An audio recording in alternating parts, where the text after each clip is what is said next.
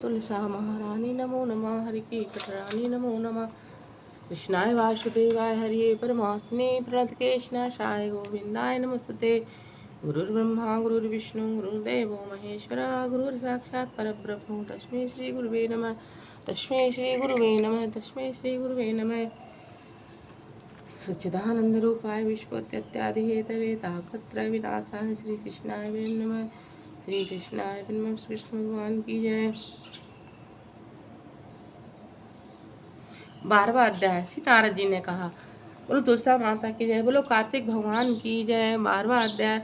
श्री नारद जी ने कहा, तब जलंधर को अपनी खोज में आता देखकर इंद्र आदि देवता भय से कंपित होकर वहां से भाग निकले। भागकर वह बैकुंठ में भगवान विष्णु के पास पहुंचे। फिर देवताओं ने अपनी रक्षा के लिए उनकी स्तुति की।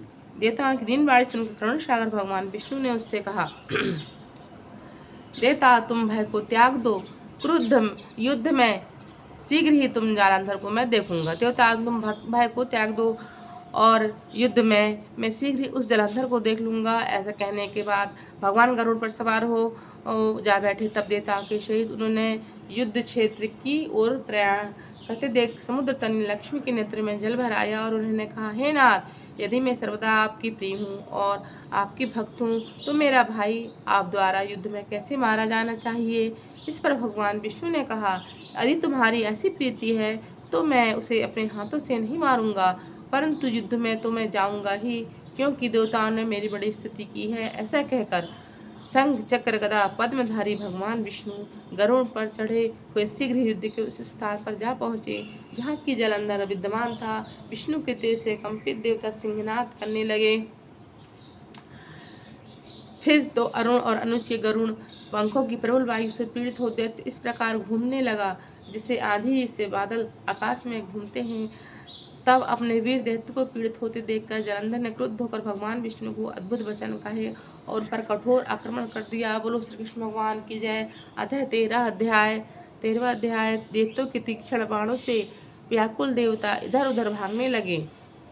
तब इंद्र आदि को इस प्रकार भयभीत देखकर गरुड़ पर चढ़े भगवान युद्ध में आगे बढ़े। उन्होंने अपना सारंग नामक का धनुष ठार जोर से टंकार किया। त्रिलोक गूंज उठा। पल मात्र में ही भगवान विष्णु ने हजारों दैत्यों के सिर काट गिराए। यह देखकर जलंधर की क्रोध की सीमा न रही। फिर तो भगवान विष्णु और जलंधर का महान संग्राम हुआ। बाणों से आकाश भर आया। लोग आश्चर्य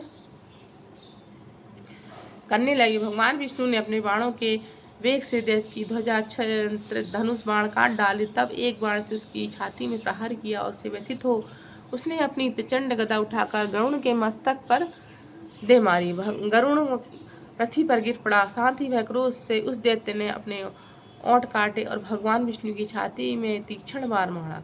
इसके उत्तर में भगवान विष्णु ने उसकी गदा काट डाली और अपने सारंग धनुष बाण पर चढ़ाकर उसको भेजना आरंभ किया। जालंधर भी उन पर अपने पैने बाण बरसाने लगा। उस समय जलंधर ने भगवान को कई पैने बाण मारकर वैष्णव धनुष को काट दिया। धनुष कट जाने पर भगवान ने गदा ग्रहण कर ली और शीघ्र ही जलंधर को खींच मारी, परंतु उस अग्निवत अमोघ गदा की मार से चलायमान न हुआ और मंदोन्मत्त हाथी के समान उसे यानी गदा को मारकर वह फूल की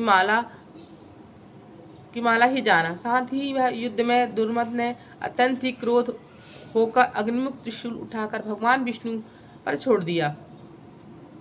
भगवान ने शिव जी के चरणों को स्मरण कर नंदक नामक त्रिशूल से उसके त्रिशूल को छेद दिया। जलंधर ने झटपट भगवान की छाती में एक मुष्टिक मारा।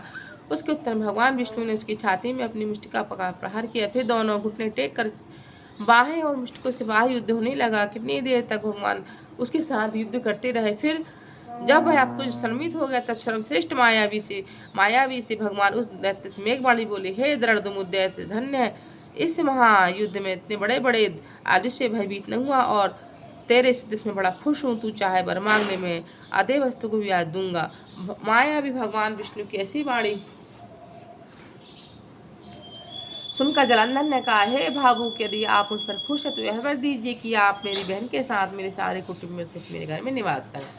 नारद जी के कहते ही ऐसे वचन सुनकर भगवान को खेद तो हुआ, किंतु उसी क्षण उन देवेश ने तथास्तु कह दिया और अब भगवान विष्णु सब देवताओं के साथ जलंधरपुर में जाकर निवास करने लगे। जलंधर अपनी बहन की लक्ष्मी और देवताओं से भगवान को वहाँ माकड़वा प्रसन्न हुआ। फिर तो देवताओं के पास जो रत्न आदि थे उनके स्थान पर दैत्यों को स्थापित कर पृथ्वी करके जलंधर पृथ्वी पर आया और समुद्र को पाताल स्थापित कर दिया। देव और दानव यक्ष गंधर्व राक्षस मनुष्य सब अपने को वश में कर मनुष्य आदि को कर त्रिभुवन पर शासन करने लगा और उसने धर्मशास्त्र सुपुत्रों के समान प्रजा का पालन किया और अपने धर्म राज्य में सब सुखी थे। बोलो श्री कृष्ण भगवान की जय। तुलसा महारानी नमो नमः। हरि की पटरानी नमो नमः। तुलसा महारानी नमो नमः। हरि की पटरानी नमो।